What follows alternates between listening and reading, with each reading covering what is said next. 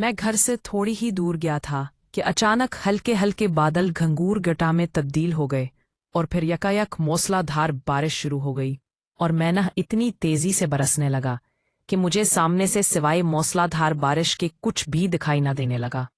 ये देखकर मैंने अपनी बाइक की स्पीड मजीद ऐस्ता की और सोचने लगा कि अब क्या करूं। फिर मैंने इधर उधर देखकर गौर किया तो मुझे याद आया कि यहाँ पास ही हमारे एक निहायत ही मरमे अजीजों का घर है और जिन अजीज की मैं बात कर रहा हूँ उनका नाम सफदर था और उनके दो बच्चे थे। एक लड़का नौमान जो कि मैट्रिक का स्टूडेंट था और दूसरी उनकी बेटी जिसका नाम रेहाना था और वो एमए हिस्ट्री करके फारिग थी और घेर के कामों में अपनी मामा का हाथ बटाती थी। बड़ी खूबसूरत दिलकश लड़की थी वो। और इसकी खास बात ये, जवाब में मिस्टर सफदर ने दरवाज़ा खोला और मुझे देखते ही उनके चेहरे पर एक मेहरबान मुस्कुराहट उभरी और वो बड़ी शफकत से कहने लगी, अरे आज पर चांद किधर से निकल आया।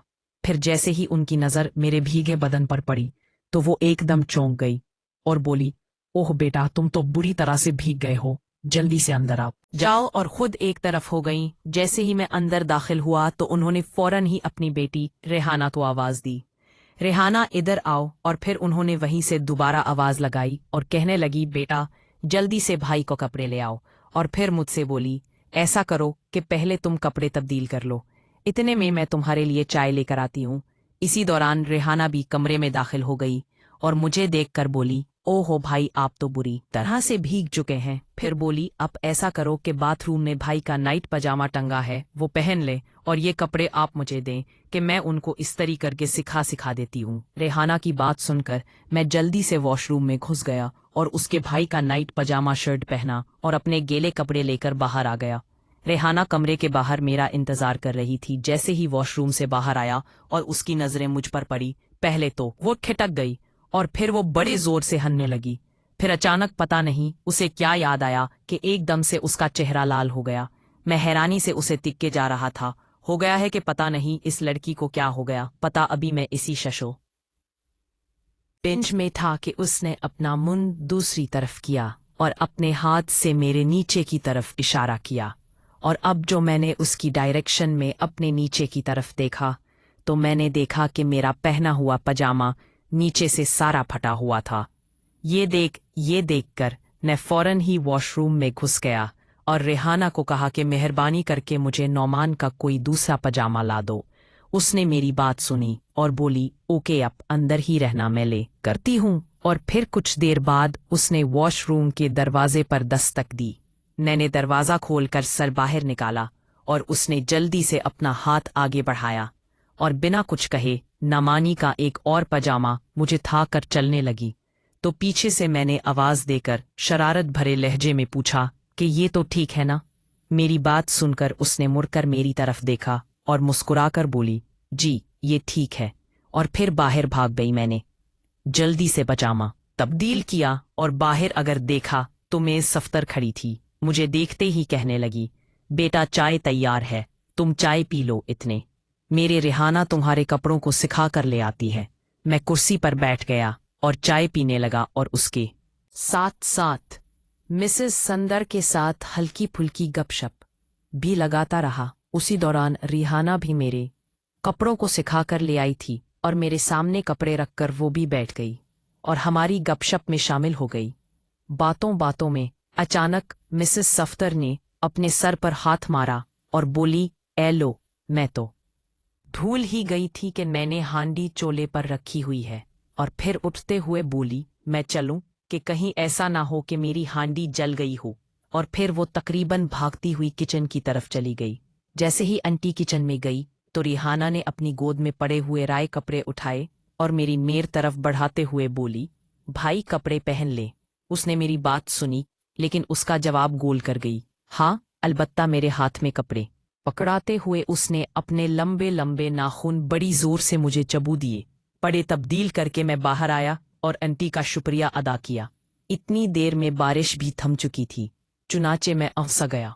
अफ्स पहुंचकर भी मुझे रेहाना की मुस्कुराहट और खासकर उसका नाखून चबूना काफी तंग करता रहा। आशिक तो मैं उस पर पहले से ही था, लेकिन उसकी इस हरकत के बाद मैंने इस पर हजार जान से फिदा होने का फैसला कर लिया और फिर ये फैसला करने के बाद मैं अफ्स के कामों में मसरूफ हो गया।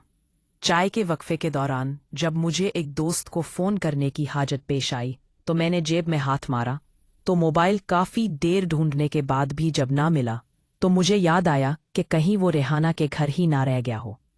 ये सोच आते ही मैंने लाइन नंबर से रेहाना के घर फ़ोन किया तो इत्तेफाक से फ़ोन रेहाना ने ही उठाया और मेरे पूछने से पहले ही वो कहने लगी, जनाब आपका मोबाइल तो बहुत बचता है। फिर रिसीवर पर उसकी जलतरंग सी हंसी गूंजी और वो कहने लगी, पता नहीं किस किस को नंबर दे रखा है। सैर में हो गई और अपनी टोन तब्दील करते दे रखा है। फिर वो एकदम हुए कहने लगी, जनाब आपका मोबाइल महफूज हाथों में है, जब जी चाहें चक्कर ले जाना। इसके बात सुनकर मुझे शरारत सूझी और मैंने इससे कहा रेहाना जी मुझे मालूम है कि मेरा मोबाइल महफूज हाथों में है, लेकिन आपसे गुजारिश है कि और इतना कहकर चुप हो गया। तो मैंने रिसीवर पर उसकी आवाज़ सुनी, वो कह रही थी, जी बोलिए क्या गुजारिश करनी है।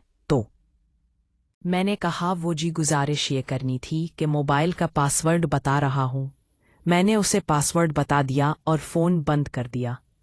उसके फ़ोन बंद करने के थोड़ी देर बाद मैंने उसको दोबारा फ़ोन मिलाया और उसको अपने दोस्त का नाम बताकर कहा कि मेहरबानी करके मुझे उस दोस्त का नंबर लिखवा दे। मेरी बात सुनकर उसने मुझे 1 मिनट होल्ड करने को कहा और कुछ देर बाद उसने मुझे नंबर लिखवाते हुए बड़ी जोमानी अल्फाज में कहा, वैसे जनाब ये दोस्त मेल है या फीमेल? तो मैंने उससे कहा कि मुझ पर यकीन कर बे, ये नंबर मेल का ही है, क्योंकि अगर ये कमेल होती तो फीमेल होती तो मुझे उसका नंबर ज़बानी याद होता। मेरी बात सुनकर वो कहने लगी, अब की बात में दम है। और फिर उसके बाद वो मेरे साथ काफ़ी फ्रैंक हो गई और हमने आधे घंटे तक मुख्तलिफ मौज़ूआत पर काफ़ी सारी बातें की। शाम को जब मैं घर अपना मोबाइल लेने गया तो मुझे इंटी मिली। वो किसी फंक्शन में जाने की तैयारी कर रही थी और बड़ी जल्दी में लग रही थी। मुझे देखते ही कहने लगी, सॉरी बेटा, हम लोग एक शादी में जा रहे हैं, इसलिए मैं आपको चाय पानी का घर नहीं पूछ सकती। हाँ, आपका मोबाइल रेहाना के पास पड़ा है, जा कर इससे ले लो। और खुद जल्दी से वॉशरूम में धंस गई। आंटी की बात सुनकर मैं रेहाना के कमरे की तरफ गया तो उसे बंद पाया। मैंने दस्तक देने से पहले वैसे ही हैंडल घुमाकर देखा तो खुला हुआ था।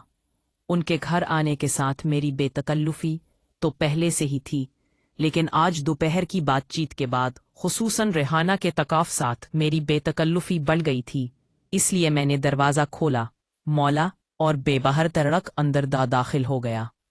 अंदर दाखिल होकर देखा तो कमरे में रेहाना मौजूद ना, लेकिन उसकी ड्रेसिंग पर मुझे अपना थी मोबाइल पड़ा नजर आ गया। चुनाचे मैं उसकी ड्रेसिंग की तरफ बढ़ा और अभी मैं वहां से अपना मोबाइल फ़ोन उठा ही रहा था कि अचानक वॉशरूम का दरवाज़ा खुला और मैंने जो दरवाजे की तरफ देखा तो रेहाना बड़ी तेज़ी के साथ वॉशरूम से बाहर निकल रही थी। उसके एक हाथ में कमीज़ जबकि दूसरे में एक मैली सी बनियान पकड़े वो तेज़ी के साथ अपनी अलमारी की तरफ बढ़ रही थी। तुम यहाँ कैसे? हैरत और गुस्से से उसका चेहरा लाल टमाटर हो रहा था और उस वक्त सूरत हाल कुछ ऐसी बन गई थी कि मैं खुद भी थोड़ा कंफ्यूज हो गया था। चुनाचे सूरत हाल का इदराक करते हुए बाहर जाने लगा और चंद कदमों के बाद ही मुझे अपना मोबाइल याद आ गया और मैं जाते जाते रुक गया और रेहाना की तरफ देखकर बोला, मैं अपना मोबाइल ले लूं। मेरी बात सुनकर वो अगबगोला हो गई और गुस्से से बोली, दफा हो जाओ जलील कमीने। मैं उसका मूड देखकर चुप हो गया और खामोशी से बाहर निकल गया। चूंकि वो लोग उस वक्त शादी में जाने के लिए तैयार हो रहे थे, इसलिए मेरा वहां रुकना बेकार था। चुनाचा मैं घर आ गया। आंटी को फ़ोन करने के लिए अपनी एक दोस्त आंटी को फ़ोन करता हूँ और फिर फ़ोन से याद आया कि मेरा मोबाइल तो सफदर अंकल के घर पड़ा है। फिर याद आया कि वो तो शादी पर गए होंगे, अब क्या करूं? फिर एक ख्याल जहन में आया कि हो सकता है सफदर अंकल शादी पर ना गए हों, कि अमूमन ऐसी दावतों पर जाने से वो परहेज ही करते थे। ये सोचकर मैंने उनके घर फ़ोन किया। या हैरत, क्योंकि दूसरी तरफ से फ़ोन रेहाना ने उठाया था। इसकी आवाज़ सुनकर मैं हैरान रह गया। रेहाना के हेलो के जवाब में मैंने उससे कहा कि तुम शादी पर नहीं गई। मेरा सवाल सुनकर पहले तो काफ़ी देर वो चुप रही। मेरे ख्याल में वो इस तजब्जुब में थी कि जवाब दे या ना दे, क्योंकि कुछ देर पहले वाले वाक़े के बाद वो मुझसे बात करे या ना करे, लेकिन जब काफ़ी देर तक मैं उससे नॉर्मल अंदाज में हेलो हेलो करता रहा और उससे पूछता रहा कि क्या हुआ, रेहाना सो तो नहीं गई हो, तो तब उसने एक गहरा सांस लिया और मेरा 10 दफ़ा का पूछा गया सवाल सुनकर कहने लगी, जाना था पर नहीं गई, और अम्मी के साथ मेरी जगह नुमान चला गया। तो मैंने वैसे ही पूछ लिया कि तुम्हारे ना जाने की क्या वजह है। कहने लगी, बस एक तो कोई खास मूड भी ना था, दूसरा पापा को वक्त पर दवाई देना मेरी ड्यूटी में शामिल है, और शादी का फंक्शन तो तुमको मालूम ही है कि रात गए तक चलता है, इसलिए हमारा ख्याल था कि हम पापा को दवाई खिलाकर चले जाएंगे, लेकिन ऐन वक्त पर पाया का फ़ोन आ गया कि वो थोड़ा लेट हो जाएंगे, इसलिए मैं रह गई। उसकी बात सुनकर मैं बड़ा खुश हुआ और उससे कहा कि मिस जी, आपके यहाँ मेरा मोबाइल रह गया है, तो आपकी इजाज़त है तो मैं फ़ोन लेने के लिए आ जाऊं। और उससे पहले कि वो हाँ या ना में कोई जवाब देती, मैंने फ़ौरन ही रिसीवर नीचे रख दिया और फिर अंधियों तूफान की तरह रेहाना के घर पहुंच गया और जाकर उनका दरवाज़ा नोक किया। मेरी नोक के जवाब में रेहाना बाहर आई तो मैंने देखा कि उसके हाथ में मेरा मोबाइल पकड़ा हुआ था। मैंने उसके हाथ से मोबाइल लिया और अंदर दाखिल हो गया। पता नहीं क्यों वो काफ़ी परेशान नजर आ रही थी। उसकी परेशानी देखकर मैंने उससे पूछे, हाँ लिया कि क्या बात है, तुम कुछ परेशान सी लग रही हो। तो वो बात को टालते हुए बोली, नहीं ऐसी कोई बात नहीं, वो बस वैसे ही, और चुप हो गई और अपने दुपट्टे का कोना जो उसके मुन्हे में था उसे बार बार मुंह से निकालती और फिर मुन्हे में डाल लेती। वाज़ेह तौर पर लग रहा था कि वो मुझसे कुछ कहना चाह रही थी पर कह नहीं पा रही थी। आखिर मैंने उससे पूछ ही लिया कि चक बताओ रेहाना, बात क्या है। तो उसने मेरी तरफ देखकर डरते डरते कहा कि वो मुआज आने वाला है। मुआज उसके मंगेतर का नाम था, और जहां तक मेरा ख्याल है रेहाना जानबूझकर शादी पर ना गई थी। मकसद अपने मंगेतर के साथ कुछ टाइम बताना था, लेकिन ऐन वक्त पर मैं उसके रंग में भंग डालने आ गया था। हकीकत यह है कि मुआज का नाम सुनकर मेरे अरमानों पर गुर्रो पानी बढ़ गया था, और फिर मैंने बड़ी मायूसी से रेहाना की तरफ देखा और बोला, तो तुम चाहती हो कि मैं यहाँ से दफा हो जाऊं। मेरी बात सुनकर वो पहली दफा मुस्कुराई और बोली, मैंने तो दफा के अल्फाज इस्तेमाल नहीं किए, बस आपको इत्तला दी है। फिर मुस्कुराते हुए कहने लगी, मैं देख रही हूँ कि मुआज का नाम सुनकर आपके चेहरे पर 12 बज गए हैं। तो मैंने उससे कहा, नहीं ऐसी कोई बात नहीं, और बोझल कदमों से उनके घर से बाहर आ गया। अभी मैंने रेहाना की गली का मोड़ ही मुड़ा था कि सामने से मुझे मुआज अता दिखाई दिया, जिसे देख मैं खून के घूंट पीकर रह गया, और उसके साथ ही मेरी सारी होशियारी भी खत्म हो गई और मैं ठंडा ठंडा अपने घर को लौट आया। रात के 10 बजे तक मेरे मोबाइल पर घंटी भी देखा तो वो रेहाना के घर का नंबर था। मैंने फ़ोन ऑन किया और हेलो कहा तो दूसरी तरफ रेहाना थी। बड़ी खुश लग रही थी। वो काफ़ी देर तक मेरे साथ इधर उधर की बातें करती रही। फिर अचानक बातों बातों में उसने मुझसे कहा कि शाह जी, वो मैंने आपसे एक ज़रूरी हनात बात करनी थी।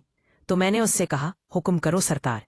मेरी बात सुनकर वो कहने लगी, बात ये करनी थी कि आप ना मामा से इस बात का हरगिज़ जिक्र ना करना कि आज मुआज हमारे घर आया था। इसी की बात सुनकर मुआज वाली में सारी बात समझ गया, लेकिन चूंकि मुआज की वजह से मेरा प्रोग्राम खराब हो गया था, इसलिए मैंने उससे थोड़ी तुर्शी से कहा कि तुम्हारी बात तो ठीक है, पर क्या तुम बता सकती हो कि मैं मुआज बात आपकी मामा से क्यों ना करूं। बात करते हुए मेरा लहजा काफ़ी तल्ख था और मेरे लहजे की तलखी को वो समझ गई और खुश अमदाना अंदाज में बोली, डियर जनाब, आप मेरी मामा से मुआज वाली बात इसलिए नहीं करेंगे कि आप मेरे बहुत अच्छे दोस्त हैं, और दूसरी बात। फिर दफातन उसे कोई बात याद आ गई और थोड़ा मुझकते हुए बोली, वो जनाब, मैंने ना आपसे शाम वाले वाक़े की माजरत भी करनी थी। असल में मुझे कुछ समझ नहीं आया और खाह मखवा आपके साथ बदतमीजी कर बैठी। और फिर बड़े ही माजरत ख्वाहाना लहजे में कहने लगी, उम्मीद है आपने मुझे माफ़ कर दिया होगा। तो मैंने शरारत से उससे कहा, रेहाना जी, मैं समझा नहीं आप मुझसे किस बात की माजरत कर रही है। मेरी बात सुनकर वो समझ तो गई कि मैं एक्टिंग कर रहा हूँ, लेकिन बेचारी मजबूर थी कि उसे अपनी मामा से मंगेतर के मिलने की बात जो छुपानी थी, इसलिए वो थोड़ा अटक अटक कर कहने लगी, वो जब मैं वॉशरूम से बाहर आई थी